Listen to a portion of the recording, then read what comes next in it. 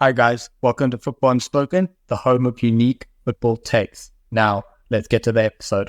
Hi Rob, today we're going to be talking about sports betting in football. There's an FPL sort of Premier League player league, so it's a league of just professional players in the Premier League. And I'm going to give you a few of the names of the teams, just three of them, and I want you to try guess who the player is who owns that team. I will tell you which club it comes from, so it's not just every player in the Premier League. And some of them I feel like you can maybe get an idea because of the kind of banter it is. So the team I'm going to give you is called Sucker Potatoes from Arsenal. Sucker potato. I feel like it's a trick one. It can't be Saka. It's clearly got to be something like Gabriel Martinelli. I'm going to go Martinelli. It's Ramsdale. It's Ramsdale. So I should have known that. Going with the English banter, right?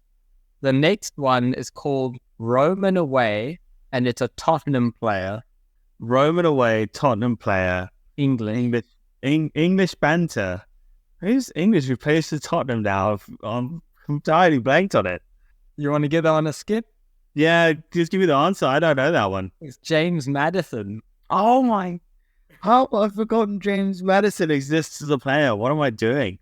And now the third one is a Newcastle player. So I feel like you've got to get this. I have to get this one. The team name is Toon Army, English player. Is it Longstaff or is it Burn? It's Kieran Trippier. Oh, sod off, man. No, that's not acceptable. No, that's not acceptable. Yeah, that was just a bit of fun. I thought it really interesting. There's some great names in there. I think you should do yourself a favor and go look it up for yourself because there's some really funny ones. Some that are less PG than others, I will say. But going into the question for today, there's been a lot in the last 12 months made of players betting, on different things, different sports, etc., and some bans coming out because of it. However, in plenty of interviews, players are being openly asked, how's your fantasy Premier League team going this season or whatever? And don't you think FPL is technically a form of betting? Because if your player does well and he's at a rival team, you want him to do well because he's in your FPL. By the description of betting, that is a form of sports betting. It is. At the end of the day, it is a form of, it's performance-based betting, isn't it, realistically? In the same way that you can put a bet on Kieran Trippier to have an assist in a game, or you can put a bet on for Ivan Toney to score a goal. Like as much as you can have those actual monetary bets. So it's the same thing as on FPL. You're technically betting on a player to have a good week because you're getting rewards for it. So that was my thinking. Is there's been so much made of sports betting in the Premier League in the last year, and they're trying to cut it out. But the FPL is kind of fallen under the cracks a little bit here in terms of, that's fine because it's not, maybe the argument is, well, they're not placing a financial bet on it. They're just making their team. And if they were to win money from it, they haven't placed. But I still think it's an interesting loophole. Now, going around to maybe something that's closer to your heart. Sorry, before you go around, the one thing I'll say on the other side of it is that at the same time, with betting, there's actually realistically there's other people involved, if you get what I mean. Like and specifically for betting companies, and now don't get me wrong, I don't particularly like betting companies, but specifically for betting companies, they it's the same thing as insider trading, in the stock market. Like, whereas for FPL, yeah, you can win some stuff, but realistically, there's nothing on the line. It's not like you have to. It's not like you having to pay to play. It's not like you're.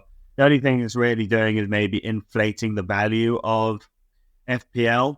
But at the same time, I don't think they need Premier League players to do that, if you get what I mean. So I think that's where I would say it's a much lesser deal. Obviously, at the end of the day, I'm assuming your next question will launch into this. But at the end of the day, I think there's a bit of a interesting dynamic with betting in football, and FPL does play a big part of that. But I think that's probably the reason why. Yeah, so the only reason I brought up FPL, because I'm sure there's a lot of people listening to this who can't, what are you talking about? Like, this FPL betting thing. I think my point is just there's been so much made of betting in football lately. If we're cutting it out, I think FPL should be included in cutting it out. It's either a no tolerant policy or it's like, oh yeah, there's these grey areas you're allowed to. It's either nothing or everything, in my opinion. But getting on to the next point is sort of on the nothing intolerance policy. We've seen Tonali not only get an initial ban in the last 12 months, but he's actually had his ban extended. And I personally feel like that's the Premier League or sort of the football bodies using Tonali as a bit of a scapegoat to sort of ward off everyone else and say, this is what will happen to you if you do sports betting. And he's been sort of, like I say, Newcastle and Tonali. Newcastle, because I think they feel financially they're fine, so we can ban him. And Tonali's a big enough player, but he's not so big like a Ronaldo or a Messi. I'm not saying those players are betting, by the way. I'm just saying not at that caliber of player where everyone be up in arms. It's almost like a good middle ground for them that suits the Premier League, and Tonali has been the scapegoat for that. Yeah, so I mean, first, just to correct it, Tonali is being given a suspended ban, so it's technically an extension, but he won't have to serve it as long as he doesn't bet again. It's basically it, which I would like to believe he's not going to be thick enough to do it again. But in terms of, yeah, I 100% agree. I think Ivan Toney and Tonali more than Ivan Toney, because like Ivan Toney put an obscene amount of bets on. Like, if your mate tells you he's putting that number of bets on, you're kind of going, "Are you all right, brother? Do you need to talk about anything?" Like, you know, it was an obscene number of bets. Whereas and Tonali, don't get me wrong, it was still a lot of bets, but like, especially in the UK, it wasn't like it was. He didn't come close to the level of Tonali, but he's been banned for a similar, and when you add these 2 months on, a longer time than Toney was, and it did feel a little bit of a, I know you said a bit of a scapegoat in the fact that like Tonali and Toney were two players who are big enough because they're Premier League players, and there's a lot of conversation around Toney. Is he going to go to one of the big clubs? And Tonali had just come into the Premier League. I will say, to be fair to the Premier League, it was actually Serie A and the Italian Federation that banned him, and then it was just blanket worldwide because he was no longer in the Serie A. But I do think what's happened is they've kind of realized that betting is not a good thing in the world, realistically. In the same way that cigarettes are getting banned, in the same way that alcohol is getting a lot more understanding around it, the impacts of betting on people's mental health is becoming much more prevalent. And I think they've started realizing it in the same way that they had to start banning smoking in stadiums. And then they went, well, actually, you can't even be sponsored by cigarette companies anymore. I think we're leaning that way with betting because they're starting to realize that, yeah, these players, they're like, are betting. It's unacceptable. But actually, there are people who are going into massive debts to carry on gambling because they're completely addicted to it. And we're still pushing those labels out. We've still got Bet365 and adverts before and after every Premier League game. You've still got teams with betting logos. And I think, yeah, there's just an understanding of the mental impact it's having. Well, this takes me to the very last segment of my questioning for you today, Rob, on your interview, basically. But also on a serious note, in the last decade or two, we've seen more gambling companies sponsoring Premier League teams than ever before. And it's kind of ironic to me that we're saying to these players, hey, come be in this gambling advert for us, come wear our gambling stuff all over your shirt or whatever. And then they're like, hey, this looks cool, can I do it? You know, get lost. You can't touch this stuff. Are you insane? You know, and that's just kind of funny to me. So you already maybe gave a point on this, so maybe this is our last question. But do you see the amount of sort of gambling companies sponsoring Premier League teams, that number to increase or decrease in the next 5 to 10 years? No, I mean, just on that, I also think it's been one of the big shifts has been Muslim players coming into the Premier League specifically. Because I remember, well, it must be 10 or so years ago, and it might have been Demba Ba.